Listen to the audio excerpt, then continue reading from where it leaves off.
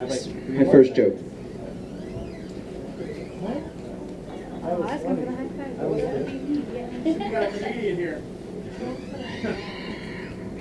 See, if you guys laugh at me, I still succeed at this, If I'm not the one making you laugh, but I'm being laughed at, I still succeed.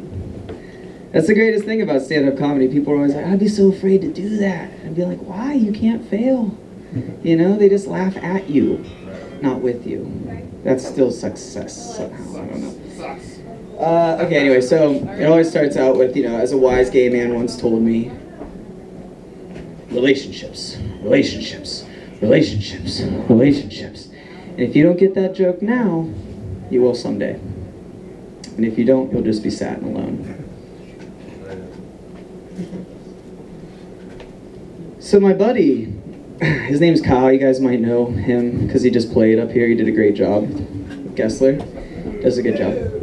He has a house that's completely black.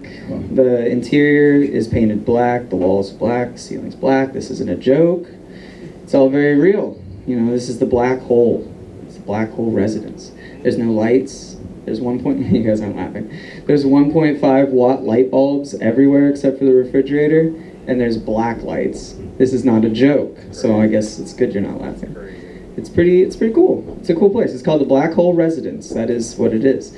So he's got this card, and it's really slick, because whenever people hear about this place, they just think, rape den, immediately, right? It's like, that's fucked. You're insane. No offense, Kyle. But, that's what they say. They think that's kind of crazy. So to kind of counterbalance this craziness, he has like a he has like a defense. He's got these cards to legitify the place. And it's like, a black card, black font.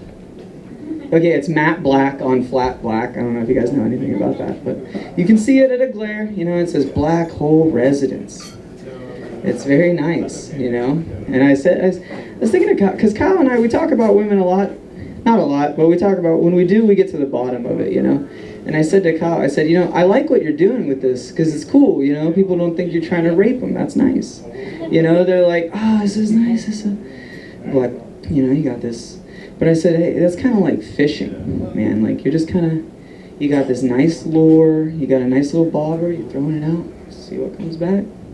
You're throwing that card out there, you see what comes back. I said, man, when I go fishing with grenades.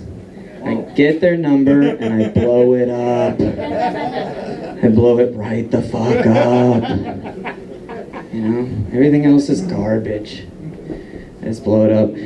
Sound more like Kyle. I sound kind of like Donald Trump, actually, more than Kyle. It's just like, you gotta blow it up. You gotta, Iran, blow them up. This is my golden card. I have a golden house. It's my golden phone. Look, that's your name in gold. You do all that? All right. What I'm getting at basically is like, friends start to act alike. They start to act like whenever they're hanging out. So whenever I'm hanging out with Kyle, I listen to Bruce Springsteen, and I say everything's fucking garbage. That's how it goes, and that's cool, cause like guys are cool like that. You know what I mean? Like we don't live in competition. I mean we do. We all do. We're all competing to be, do our best. But men are a little bit more like honest about it or whatever. So like whenever guys get together, they're good friends, they're like, oh, they start hanging out, they start acting the same way, and instead of being like, they're cool with it, you know what I mean? They're like, oh fuck, like you say that too, or like you dress the same, we're like a crew, bro, look at it, we got that swag. I don't know what I'm supposed to say anymore. But they get crewed up, but women aren't really like that. Women aren't the same way. Like, women are in constant competition, but they will never be honest about it. Like, guys get together, they're like, yo, let's have a competition, man. Let's see who's the strongest, the fastest. Who can play video games the best, whatever the fuck it might be, But women, they're not honest about it. They're in constant competition, but they're not honest about it. So they get together, and then all of a sudden it's like, oh, bitch is always wearing the same hair like me. She starts saying the same things I say. She starts doing the same, it's not as cool. But once they become friends, it's like the opposite of men. All of a sudden, they just drop all those barriers. You know what I mean? All of a sudden, they're like telling each other shit they should just like never tell anybody. You know what I mean? They're like, yeah, I hide my boogers on the side of the bed. They get all fucking weird and gross. Like, We're all the same, right? But it's just how we do it, you know, like, men, cool with those, you know, we're willing to share our booger hiding places with just about anybody, you know, but women are just kind of the same kind of competition. It's just not the same. So that's, another thing Kyle and I talked about one time was like, Kyle was saying something about women being too tall or whatever. It was garbage. It didn't make any fucking sense. You know, he's like, he said some things. It doesn't matter what he said, to be honest. It's just one of those things where I'm like, you know what, man? Like, I never really worry about how tall women are. And part of that is because I'm short. And then the other part of it is because all women are about the same height when they're laying down. So to me, yes, I knew it hit that way. That's good. See, to me, I'm thinking about the end game, you know? You guys are all thinking about the short game, you know? Like, quite literally, you know? You're worried about how fucking short you are. All right, yep, this guy gets it. And I'm thinking about the long game, the fucking horizontal game, if you will. You know? You guys are all staying vertical. Stupid. All right. You guys just keep listening, you'll keep learning. Maybe keep laughing, I don't know. This is the part where I take requests.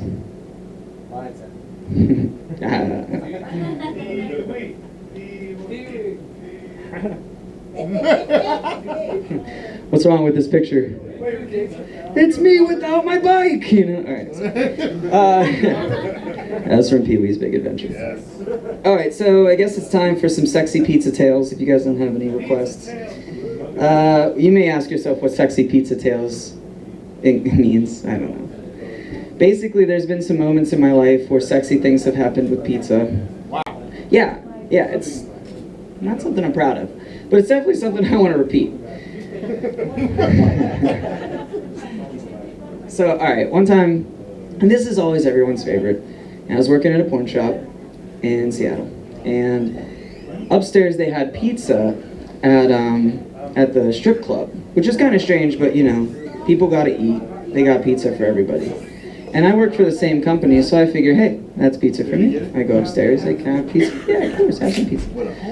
So I'm eating pizza, and I'm watching this girl do her thing on the strip pool, and I'm like, you know, strippers are cool, right? Pizza's good, you know. All these facts of life are coming together. And I start to think to myself,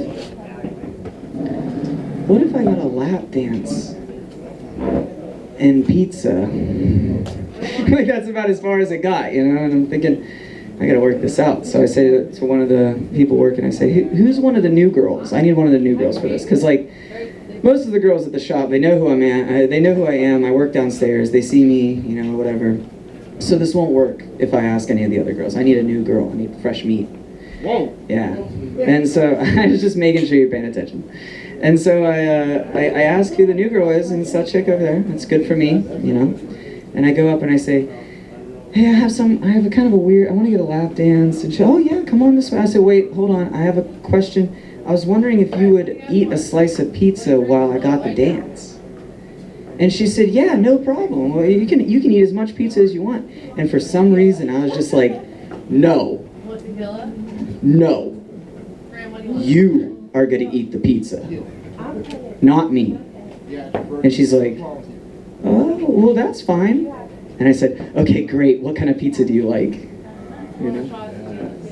And it turned out she liked pineapple pizza, which is like really strange. I mean, just in general, the whole thing's fucking strange, but like that, to me, is the detail that really was like, what the fuck? We actually do have pineapple pizza. I'll go grab you some. So I grabbed her this slice of pizza, and I made it very, very clear that I wanted nothing to do with the pizza. I wanted her to enjoy the pizza while I sat there and enjoyed it myself, got a lap dance. So I basically got to play the weirdo for once, which was really nice. That was my sexy pizza tale. I tipped her. You know, I'm not a just complete misogynistic asshole. I know what I'm doing when I make a woman. That was free pizza, so you know, it is what it is. I work with what I got, you know. So with that kind of experience with sexy pizza time, I was actually working up at Subs and Suds up the street. You guys are probably familiar with Subs and Suds. So this is sexy pizza tale number 2. And because the first one wasn't that good, apparently, nobody laughed. So the second one, this is where it really comes into play here. So having this experience with sexy pizza time, I'm now selling, you know, pizza to people that are all trying to get sexy, and if only they would just know the pleasures of pizza. But regardless, I sell some pizza to this chick. She goes down, sits down, you know, whatever. And just being a waiter in the past, I always check on people to an extent. You know, I make sure they're doing okay. So I go up after this chick's bought some pizza, and she's like eating it in a way that's not appropriate, like at all for public consumption. Like she's got it folded up. She's like kind of licking this pizza. She's not really eating it. She's like kind of like filleting it. She's just like trying to make the pizza love her, you know, which was kind of strange to me because I've never seen that before. Like even when this stripper was giving me a lap dance, it wasn't even close, man. Like it was the least sexy thing you could think of ever. This chick's eating that pizza up. Like, it's kind of wrong. Now, the weirdest thing about this isn't so much the fact that she's eating this pizza like pussy. That's fine. But the fact that she's holding her iPhone out, like, the whole time she's doing it. So, like, the beer's pizza, my hand's iPhone, she's going to fucking town. And so now I'm over here considering, like, what's happening on the other line? Like, who the fuck is on the other line watching this? Is this FaceTime? Is she recording this to Instagram? You know, I still fucking do to all these things. I don't know. There's all these options. I don't know what she's doing. She's clearly recording herself. Whole time eating this pizza in the least appropriate way I've ever seen in my life. If I had a child, I would just, like, shield their eyes. Be like, no, don't, that's pizza. Pizza's for eating, not for what she's doing. You know, it was like super fucking weird. And then I couldn't stop thinking, like I couldn't, like, you know, I'd go to the back and be like, that was fucking, I wonder if she's still doing it. I'd go right back out and see, absolutely. For almost an hour, she ate 2 slices of fucking pizza, the slowest, most erotic way I've ever seen in my life. So now I work at a pizza place. It's pretty sweet. It's called Josephine's. It's good, yeah. Really tasty pizza. Completely unaffiliated with that last story. I just love pizza. I don't know why. Alright. So like I thought, those were weirder stories than they are funny. I'm sorry. The last little note just says terrible parents. Which when I showed my mom my little like set lineup, I was gonna do this last week, but I was too depressed. So because depressed comedians are the funniest. I'm just trying to get some of this. So I showed my mom this, and she goes, "Terrible parents. That sounds really terrible. What did I do to you?" And I'm like, it's not you. There were a lot of parents that would do really weird things when it came to the porn shop, such as bringing your kids with you. Like, that's really inappropriate, I don't know, for almost any age. Like, you know, I'm 26, but if my mom's trying to take me to the porn shop, I'm just gonna say no and keep walking, you know. I don't know what the fuck these kids are doing, but for the most part, they'd be like 1, and like, you know, when you're working at a porn shop and you're behind the counter and some lady walks in with a stroller, it raises alarms right away. And you want to just be like, lady, you're a bad mom. Get the fuck out of my store. Like, that's what's happening in my head, right? It's just like, how do I explain to you how bad of a mom you're being? That's awkward. Maybe I'll just go with the legal aspect. I'll go like this. I'll go. Are you ready? Excuse me, ma'am. Is your baby 18? And they'd be like, well, no. But they can't remember anything. And then they kind of do this thing where they cover their stroller up. Like they just like throw a fucking napkin over it. Like, look, they can't see any. They will never remember this experience, you know? And I have to kind of make that call where it's like, yeah, but just because memory starts at 3 doesn't mean that, you know, this is legal at all, and I would lose my job for this. So that was one of those things. You know, another time, literally just like kids would run in, and it would be like a gang of like 10-year-olds, and there's like 6 of them, and they look like the fucking Warriors. Like they're on their way back from Coney Island, but they decided to just stop in at my porn shop. And I'm just like, hey, you hoodlums, hey, get back, you know? And I'm just like, in my head, I'm like, this is the funniest thing. You know, like if I was fucking 10 and I was just like, fuck it, dude, let's just run in. What are they gonna do? You know, that's always something we would say. You know, you'd be on your fucking, you know, vacate or what would it be, like a field trip to Canada? I don't know, whatever the hell you did. You know, you guys would all be like 16, 14. You see that porn shop, and you're just kind of like, well, we could just run in, look at everything as quickly as possible, memorize everything, and then just what, we're gonna get kicked out? These fucking kids would do it, man. Like, I was like, part of me is just like, more power to you, bro. When I was like 10, I wish I could just be like, fuck the man, I'm going into that porn shop. I bet I can make it into a booth. Fuck you. You know, you're like betting your friend how far you'll get. I'm fairly certain I can make it to anal. You know, and then you leave and you're just like, I made it to the interracial section, fuck you. You know, Johnny, you don't have shit. I saw 4 butt plugs, I think. I don't know what they look like, really. You know? And they just like run in, and I'm shooing out like a small gang of kids. And I'm just thinking, what fucking terrible parents, as I'm like laughing and also kind of wishing I was them. You know, young, in a porn shop, the whole world in front of me. So, yeah, that's the American dream. Basically, it's a Mexican Coke. We're never gonna get better than what our parents did, and there's not enough money for us anyway, so fuck it. Sure. Yeah, butt plugs. You know, brother, I'll drink one. What is that? Yes, sir. Woo! So, yeah, that's all I got. That's all I got right now.